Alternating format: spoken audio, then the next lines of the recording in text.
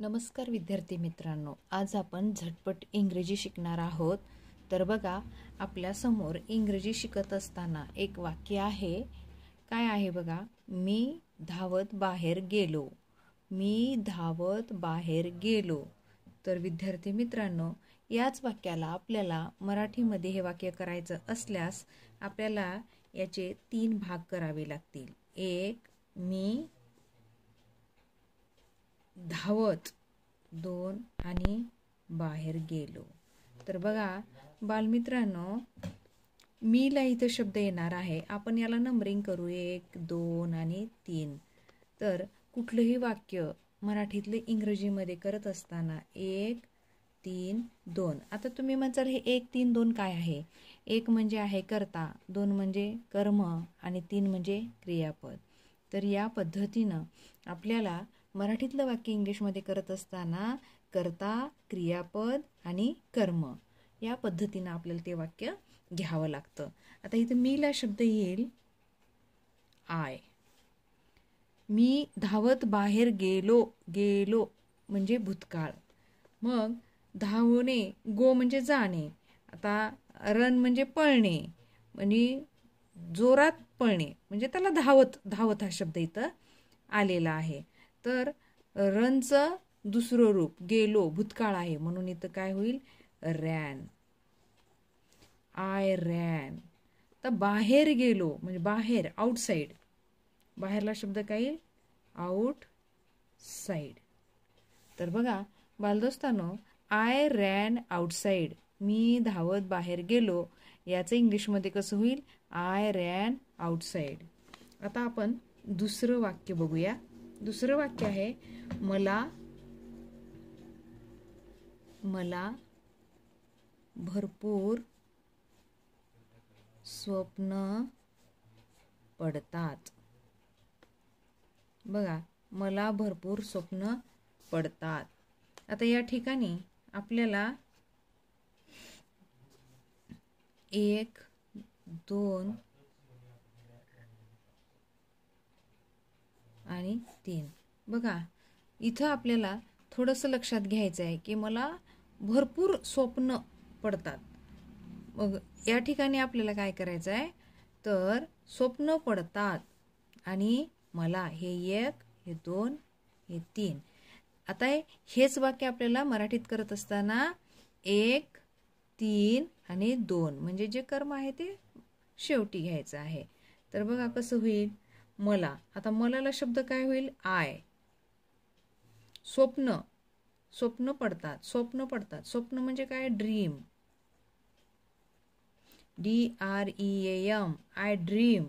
भरपूर, अलॉट. बघा, I dream allot म्हणजे मला भरपूर स्वप्न पडतात. या पद्धतीनं आपल्याला हे वाक्य करता येतं. आता तिसरं वाक्य बघा काय आहे? येऊन खाली बस. येऊन खाली बस.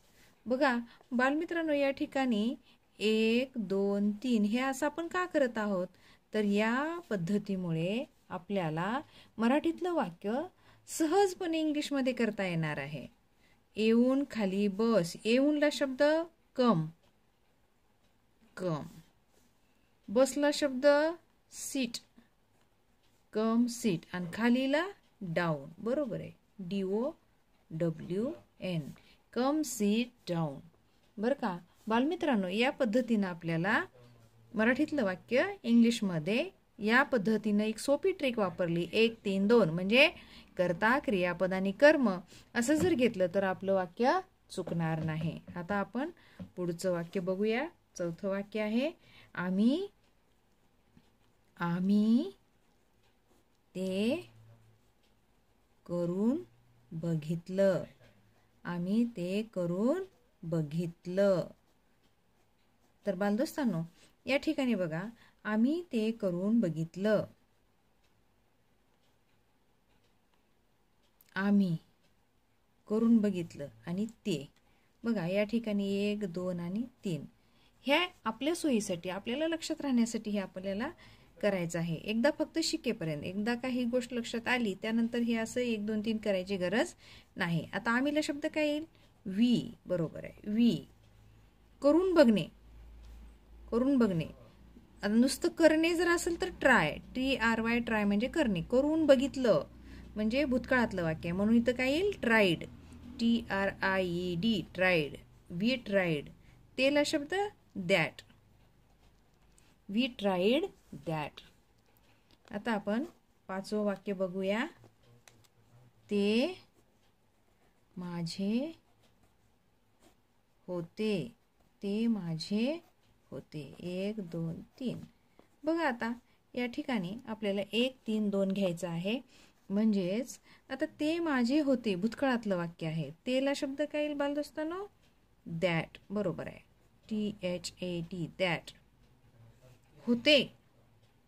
That was. होते भूतकाळातलं वाक्य म्हणून इथं काय येईल? वॉज. आता माझे.